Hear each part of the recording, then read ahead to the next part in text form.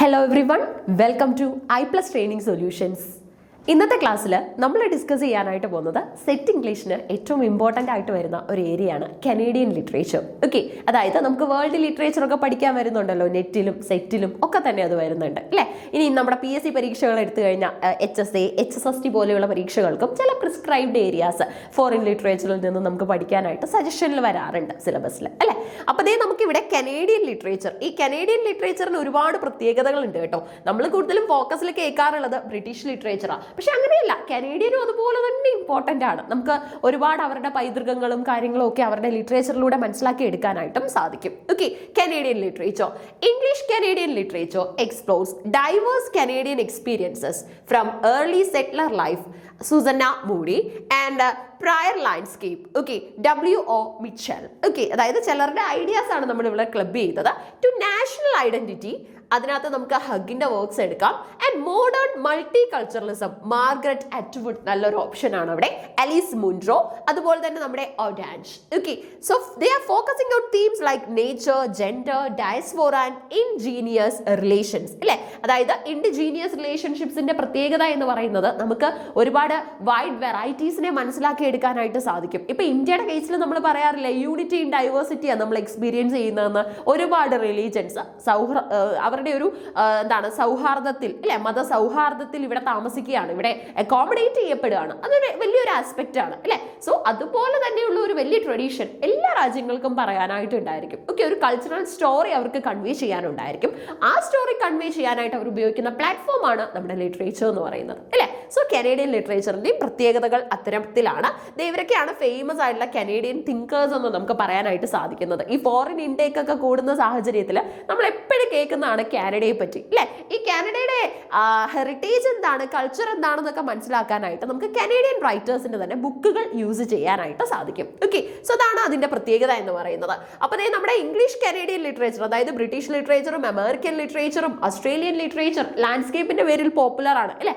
Irish literature, ഇതുപോലെയൊക്കെ significant ആണ് Canadian literature, വളരെ ഇമ്പോർട്ടന്റ് ആണ്. Okay, key authors and works നോക്കാനാണെങ്കിൽ പോയിനിയേഴ്സ് ആയിട്ട് നമുക്ക് ഫ്രാൻസ് ബ്രൂക്സിന്റെ ഹിസ്റ്ററി ഓഫ് എമിലി മൊണ്ടേഗ് ഉണ്ട്, first Canadian novel.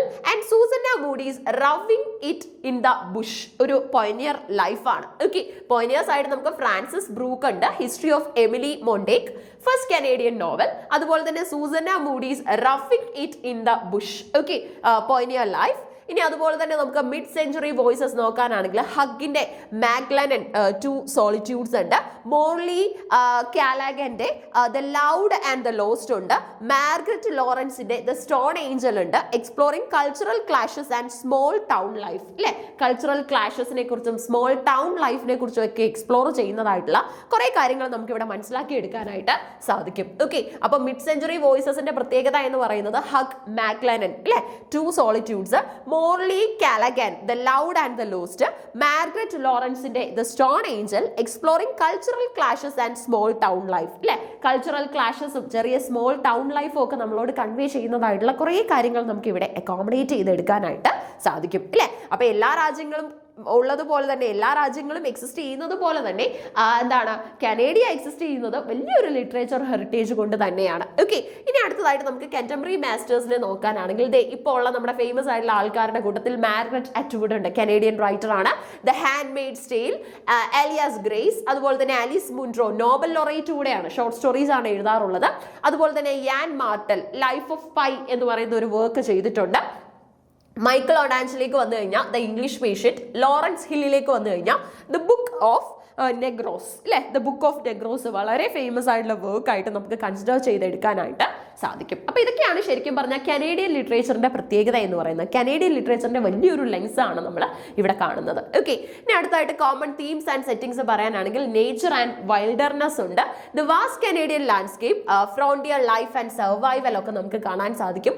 Identity and multiculturalism ഉണ്ട്, navigating diverse backgrounds, exile and Canadianness അല്ലെ. എല്ലാത്തിനും ഒരു കനേഡിയൻ ടച്ച്, അതാണ് നമ്മൾ ഇവിടെ കാണുന്നത് അല്ലെ. ഇപ്പൊ നമ്മൾ അതിന് ദേവോഭാവ എന്ന് പറയുന്ന ഒരു കോൺസെപ്റ്റ്, അതായത് നമ്മൾ ഗസ്റ്റിനെ ഗോഡുമായിട്ട് ഇക്വേറ്റ് ചെയ്യുന്ന ഒരു കോൺസെപ്റ്റ് വെക്കാറുണ്ട് ഇന്ത്യൻ ലിറ്ററേച്ചറിൽ.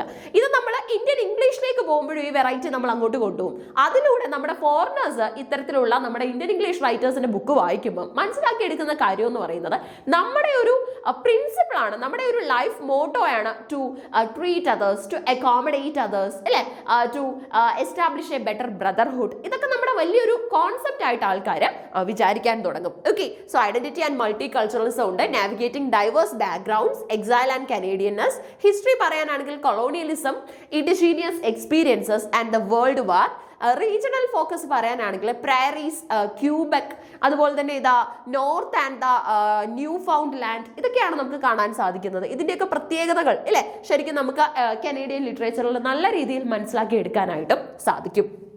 സ്റ്റൈൽ ആൻഡ് ട്രഡീഷൻ പറയാനാണെങ്കിൽ evolve from British influences to a unique national voice, blending realism with magical elements, strong tradition of short stories, Munro, Lawrence and novels exploring societal shift.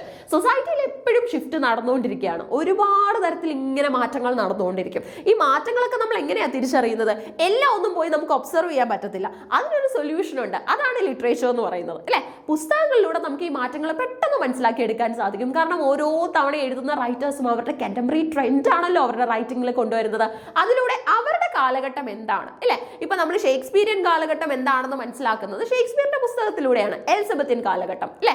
അതുപോലെ ഓരോ time എടുത്തു കഴിഞ്ഞാലും representative writers ആണ് നമ്മളോട് ആ കാലഘട്ടത്തിനെ കുറിച്ച് convey ചെയ്യുന്നത്. ഓക്കെ, അപ്പൊ ഇവിടുന്ന് ചോദിക്കാൻ സാധ്യതയുള്ള ചോദ്യങ്ങൾ എന്താണെന്ന് വെച്ച് കഴിഞ്ഞാൽ ഈ പറയുന്ന ഒരു ഏരിയ ആണ്. ഈ ഒരു പാരഗ്രാഫിൽ നിന്ന് ചോദ്യങ്ങൾ വരും. അതായത് നമുക്ക് റൈറ്റേഴ്സിനെയും അതുപോലെ തന്നെ അവരുടെ വർക്കും തന്നിട്ടുണ്ട്, ആരാണ് ഈ ബുക്ക് ഓതർ ചെയ്തത് എന്നുള്ള രീതിയിൽ ചോദ്യം വന്നു കഴിഞ്ഞാൽ കൃത്യമായിട്ട് നിങ്ങൾക്ക് ഉത്തരം എഴുതാനായിട്ട് സാധിക്കണം. നോബൽ ലോറേറ്റ്സ് ഒക്കെ ഉണ്ട് കേട്ടോ കനേഡിയൻ ലിറ്ററേച്ചറിലും. ഓക്കെ, സോ ഒരു വലിയ അസറ്റ് തന്നെയാണ് കനേഡിയൻ ലിറ്ററേച്ചറിലും എക്സിസ്റ്റ് ചെയ്യുന്നത്. ഒരുപാട് പ്രത്യേകതകൾ നമ്മുടെ ഇന്ത്യൻ ഇംഗ്ലീഷ് റൈറ്റിംഗ്സിനൊക്കെ ഉള്ളതുപോലെ കനേഡിയൻ ലിറ്ററേച്ചറിനും എക്സിസ്റ്റ് ചെയ്യുന്നുണ്ട്. ഓക്കെ, ഈ ഒരു ഷോർട്ട് ഐഡിയ ഒന്ന് മനസ്സിലാക്കി വെക്കുക. നമ്മൾ ക്വസ്റ്റ്യൻസ് ഒക്കെ ചെയ്യുമ്പോൾ വീണ്ടും നമുക്ക് കനേഡിയൻ ലിറ്ററേച്ചറിൽ നിന്നൊക്കെ ചോദ്യങ്ങളും ടേംസും ഒക്കെ വരും. അപ്പോൾ നമുക്കത് കൂടുതലായിട്ട് മനസ്സിലാക്കാം. This the primary idea about Canadian literature. Okay, so keep learning. Thank you all of you.